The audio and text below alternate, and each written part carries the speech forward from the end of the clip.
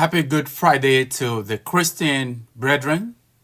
Jumat Mubarak, Ramadan Kareem to our Muslim brothers, and to the African traditional religionists, I say Alafia fún ẹ̀yin oníṣẹ̀ṣe.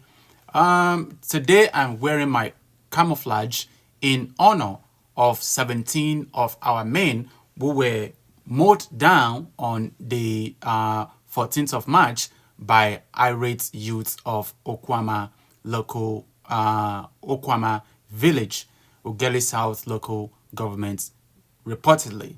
And I intend to say with all of my heart and all of my balls that the government, most especially the GCFR, should be held responsible for the massacre of these 17 men. Also, Nigeria, our country, where recently the wails of sorrow and the cries of mourning has been louder than the songs and trumpets of joy, recently fell deeper into the darkest well of sorrow when 17 men who have sworn to the greatest ideal of upholding the territorial integrity of our fatherland were deployed on an Omonile land-grabbing mission, where they unfortunately fell into the cold grip of the Grim Reaper. 17 gallant men, some of them at the peak and pinnacle of their careers and some in their prime, and all of them fathers of at least 40 children, were not just taken from their families, but were taken in one fell swoop from the nation as though in a dream, but actually in a nightmarish reality. Well-meaning Nigerians, including myself, have extended our heartfelt condolences and sympathy to the families who lost their breadwinners, their fathers, their sons, their children, their grandchildren, and their husbands in this unfortunate tragedy. When the news of this tragedy broke, we were limited to one-sided government propaganda of our soldiers being on a peacekeeping mission in the town of Okuama in Delta State, where there has been for some time ethnic disputes over land. Excuse me, I say propaganda because governments worldwide have a culture of telling white and black lies to their own people. Believe them at your own peril. However, what is an incontestable fact is that 105 gallant men whose oath was to defend the territorial integrity of our nation were mowed down in a very grimly and savage fashion. Emotions were high and we all chanted "fish them out," but as you can see, we cannot fish in unclear and unsettled waters. But the water has begun to settle, and the wind has blown for us to see the pinky anus of the hen.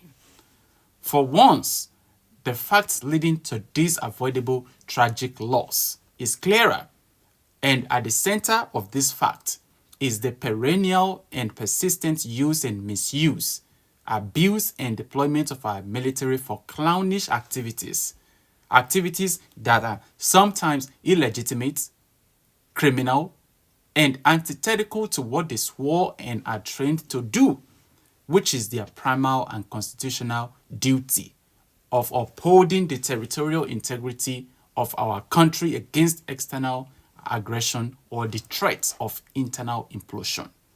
Unfortunately, however, our politicians at all levels have debased and denigrated this venerable institution of valor, the strongest arm of our states, into a ragtag rat-hunting military.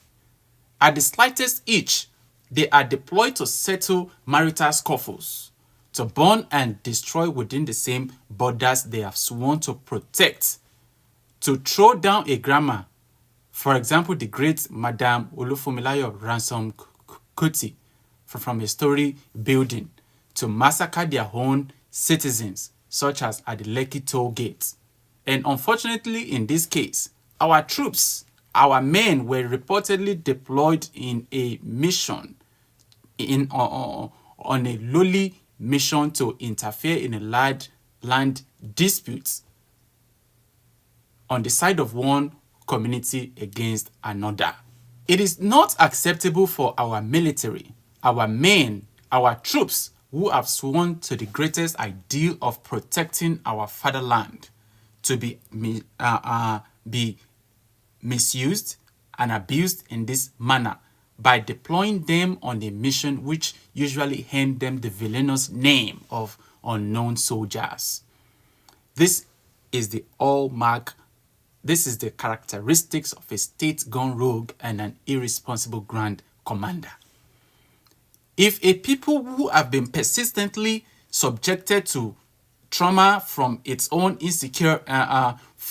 security agencies are cornered and are faced with death or life, tell me if the natural instinct of self-preservation shall not drive them or shall not force them to take retaliatory measures against the same men who have sworn an oath to sacrifice their lives for our fatherland. As for the massacre of those soldiers, yes, the laws of the land must be allowed to take its due course in this case.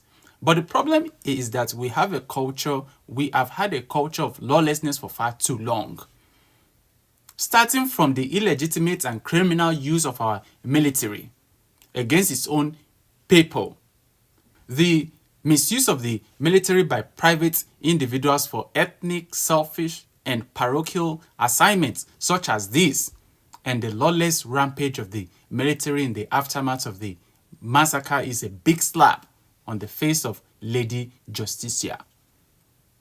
The military cannot be a judge in its own case, else it shall forfeit the gains of justice. You cannot eat your cake and have it. So, to seek justice in the field by force is to forfeit justice in the court by reasoning. The military is subject to the letters and spirits of our constitution and our civil institutions. Else we shall slide into a state of nature where the barrel is superior to the ballpoint.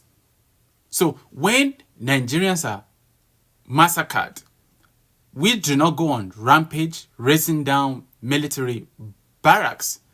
So for our soldiers to resort to the lawless use of force, fire, and fury like a dragon is a bad omen and a threat to the chastity of our democratic institutions and the breadth of our nation. Yes, we all demand justice in this matter, but we cannot forget that the sword of justice is two-edged. It can shed the blood of the beholder if swung without caution and prudence.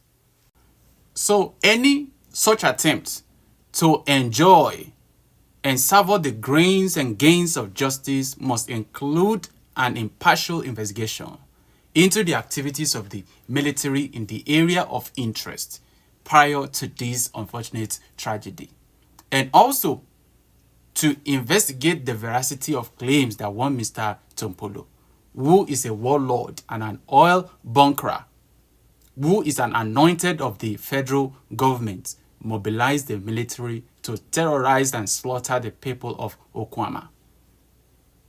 So to use our men in this manner is questionable, if not criminal. So all Nigerians, we have the right to know if the youth of Okuama acted in self-defense or neglect and criminal aggression. The families and all dependents of our slain soldiers must be compensated to the fullest, whatever the outcome of this investigation.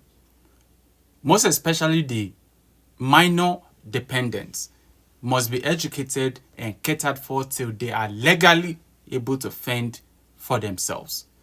And there must be a package for their vulnerable senior dependents. In conclusion, yes, this tragedy has happened again and again, and we should not wait for another tragedy of this magnitude to happen again so that our women be widowed and children orphaned. So civil societies and well-meaning Nigerians must begin to agitate and advocate for radical changes and reforms, at the least strengthen the laws relating to the domestic deployment of our military, and also to look into the unlawful deployment of our military for missions that does not live up to the heroic ideals they signed up for which is to protect our nation, our fatherland against external aggression, and not to be used by some selfish individuals to settle personal and intertribal scores. The police force, if they are well equipped and well trained, should be able to handle this role. So, thank you, ladies and gentlemen. Once again, Jumat Mubarak, Ramadan Kareem, and Happy Good Friday. Àlàáfíà fún gbogbo yín. Ó dàbọ̀.